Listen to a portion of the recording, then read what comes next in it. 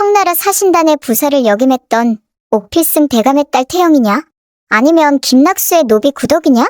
종사관 허종무는 옥태영의 판결을 맡고서는 그녀의 정체를 파악하기 위하여 신분에 대해 정직하게 답하라 명령하였지만 옥태영은 자신의 정체가 드러날 경우 천승희의 안위뿐만 아니라 옥씨 집안과 성씨 집안 그리고 청수연 사람들마저 큰 화를 입을 수 있었기 때문에 자신이 구덕이임을 절대 실토할 수 없었습니다. 자신의 목숨 하나 잃는 것은 무섭지 않았으나 그동안 옥태영의 비밀을 함께 숨겨주면서 도와줬던 사람들까지 모두 위험에 빠뜨릴 수는 없는 노릇이었으니까 말이죠. 하지만 이 사람의 등장으로 인하여 옥태영은 그만 마음 한켠이 무너지고 말았고 자신이 구덕이임을 밝힐 수밖에 없었습니다. 그 사람은 바로 구덕이의 아버지 개죽이었어요. 종사관 허종무는 옥태영 앞에 개죽이를 불렀고 옥태영은 그가 등장하자마자 자신의 아버지임을 한눈에 알아보고야 말았으니까요. 물론 개죽이는 눈물이 그렁그렁한 눈으로 마음속으로 딸 구덕이에게 소갯말을 하길 구덕아 절대 정체를 밝히지 말거라. 니는 김낙수의 노비 구덕이가 아니라 옥필승의 딸 옥태영이어야만 한다.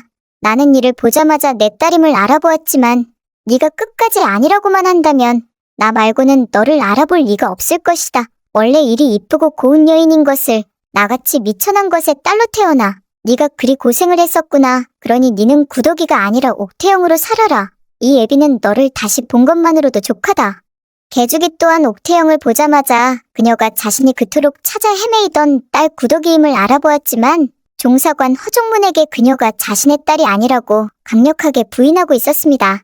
하지만 개죽이가 아무리 부인을 해도 옥태영의 말 한마디로 모든 게 드러나고 말았죠.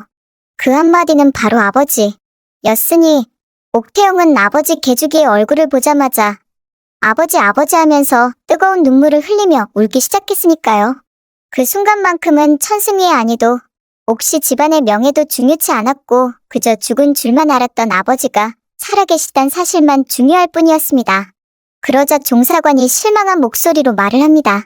똑똑하고 영민한 옥태영이라 믿었거늘 진정 김낙수의 노비 구덕이었던 것이냐? 이렇게 너의 정체를 밝히고 말았구나. 이로써 내 모든 말은 내게 신뢰를 잃었다. 그렇기에 노비 구덕은 주인을 해하고 도망친 죄와 양반인 옥태영을 행세하며 산 죄가 확실하기에 참수형에 처하는 게 당연하나 그동안 청수연에서 옥태영의 신분으로 백성들을 위해 봉사한 공을 참작하여 원래 주인 김낙수의 딸인 김소혜에게 돌려보낸다. 그러자 개죽이가 울부짖으며 말하길 안 되구만요. 그거는 안 되어요. 종사관 나으리 차라리 제가 가도록 해주셔요. 우리 딸 거기 가면 죽습니다. 그것들은 사람들이 아니에요. 제 마누라를 땅에 생매장에 죽인 놈들이라고요? 내 딸도 같은 꼴로 만들 수는 없습니다. 차라리 저를 보내주세요. 우리 구덕이는 아무 죄가 없습니다. 종사관 허종무는 울부짖는 개죽이를 보면서 도대체 김낙수와 김소혜가 노비들에게 어떤 짓을 했길래 노비들이 이리도 치를 떠는지 조사를 해보라고 명령을 내렸습니다. 무엇보다 김소혜의 남편이자 김낙수의 사위인 호판 박준기는 종사관 허종문이 반드시 심판을 하고 싶었던 부정부패를 일삼는 탐관오리였지만 늘 증거를 남기지 않고 빠져나가던 여우 같은 자였기 때문에 종사관을 곤란하게 했었죠. 그렇지만 만약 그와 가족으로 엮인 김소혜의 죄를 밝혀낼 수 있다면 박준기도 함께 관직에서 끌어내리는 명분으로 사용할 수 있다 판단하였기 때문에 종사관 허종무는 김소혜의 죄를 적극적으로 추적하기 시작하였습니다. 그렇게 옥태영의 정체가 노비인지 양반인지를 밝혀내기 위해 시작된 재판은 호판 박준기와 의금부 종사관 허종문이 싸움으로 발전하기 시작하였습니다. 한편 만석이와 함께 청수연을 떠난 천승희는 사람들이 있는 곳으로는 나가지도 못한 채 깊은 숲속을 떠돌아다니기만 했고 결국 의금부 포졸들에게 포위를 당하며 체포될 위기에 처하고 말았습니다. 하지만 그때 갑자기 한 남자가 등장하여서 수십 명의 포졸들을 한 번에 물리치고 천승희와 만석이가 도망갈 수 있도록 도왔으니 그 사람의 정체는 바로 성윤겸이었어요. 성윤겸은 청나라에서 험한 일을 하며 체력을 키우고 끊임없이 무술도 연마한 덕분에 과거보다 더 강력한 무술 실력을 선보였고 마치 무술 전사라도 된 듯한 그의 모습에 천승희는 깜짝 놀라고 말았죠. 성윤겸은 놀라서 넘어져 있는 천승희를 일으켜 세우며 말하길 수년 전 당신의 도움을 받아 목숨을 건진 후 나도 꼭 한 번은 도와야겠다 마음먹었는데 그 기회가 이리 늦게 올 줄은 몰랐소이다. 잘 지내셨소? 천승이는 성윤겸을 제외해 반갑기는 하였으나 자신이 성윤겸인 척 살다가 쫓기는 신세가 됐고 성윤겸의 부인과 합방을 하여 아이까지 가졌다는 사실을 먼저 말을 해야 하는지 아닌지 먼저 말했다가 의금부에 쫓겨 죽는 게 아니라 성윤겸 손에 먼저 죽는 것은 아닌지 헷갈리기 시작했습니다. 그렇게 청산유수로 말을 잘하는 천승이가 어버버하며 아무 인사도 못하고 있을 동안 성윤겸이 먼저 말을 꺼내주었죠. 내 간간히 청수연에 들르면서 그대가 나 대신 행해주던 귀한 일들에 대해 익히 다 들어 알고 있소이다. 내 원래 명예 따위에는 관심이 없었는데 그대 때문에 내 명예가 드높아지는 걸 보면서 고맙게 생각하고 있었소. 게다가 내 동생과 부인에게 늘 죄를 진 마음이었는데 그대가 내 동생과 부인의 진짜 가족이 되어준 걸 보고 항상 감사하게 생각하고 있었소이다. 그렇게 쭉 계속 살아주기를 바랬건만 왜 이리 수풀을 헤매고 계신 거요? 뭐 바람이라도 펴서 쫓겨난 게요?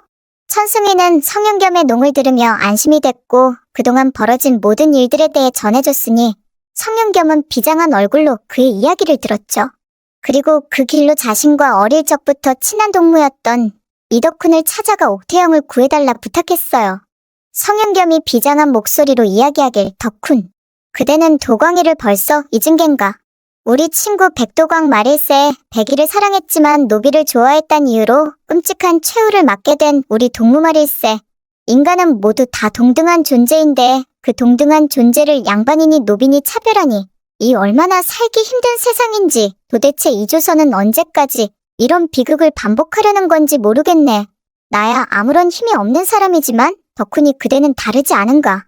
노비 신분제를 철폐하지는 못하더라도 노비들이 정당한 대우를 받을 수 있을 만큼은 그대가 도와줄 수 있지 않은가? 옥태영은 그저 한낱 양반을 사칭한 노비가 아닐세. 노비도 양반과 똑같은 능력과 지혜와 품성을 가진 동등한 인간임을 보여주는 상징적인 존재일세. 동무, 우리 집안일이라 도와달라는 게 아니네. 이 조선을 위해 부탁하는 것일세. 이덕훈은 어머니 김씨 부인에 이어서 성윤겸까지 옥태영을 구해달라 간청하자 도대체 옥태영이란 여인이 어떤 여인인지 더 소상히 알아보고 싶어졌습니다. 또한 신분제를 철폐하지는 않더라도 적어도 노비들을 인간답게 처우하는 풍토를 만들어야겠다는 마음도 먹게 되었습니다. 그렇게 이덕훈과 종사관 허종문처럼 호판 박준기의 반대편에 서서 옥태영을 도우고자 하는 사람들이 하나 둘 늘어나기 시작하였습니다. 박준기와 옥태영을 관찰하던 한양의 관리들은 박준기가 이상괴질을 이용해 큰 돈을 벌고자 방역체계도 세우지 않고 이상괴질 초기에 전염병이 퍼지는 것을 방치했다는 충격적인 증거를 입수하게 되었죠. 무엇보다 노예를 비싼 값에 팔아보고자 청수연의 노예 사업을 방해하고 땅을 뺏으려 했다는 증자 또한 넘치게 확보할 수 있었습니다. 무엇보다 자신의 금광 사업과 노예 사업을 막은 옥태영에게 복수하기 위해서 사람을 붙였다는 증거와 자신의 오른팔로 활동하였던 지동춘을 살해했다는 증인까지 등장하였으니 박준기를 잡아넣는 것은 시간 문제처럼 보였죠. 또한 노비를 함부로 죽이지 말라는 임금의 어명을 어기고 노비의 다리를 분지르고 생매장하며 온갖 악행을 일삼던 김소혜의 잘못에 대한 증인 또한 차고 넘치게 확보할 수 있었습니다. 박준기는 자신의 죄에 김소혜의 죄까지 더해지면 삭탈관직을 당한다는 것을 알고 있었기에 자신의 주특기인 꼬리 자르기를 시도했죠.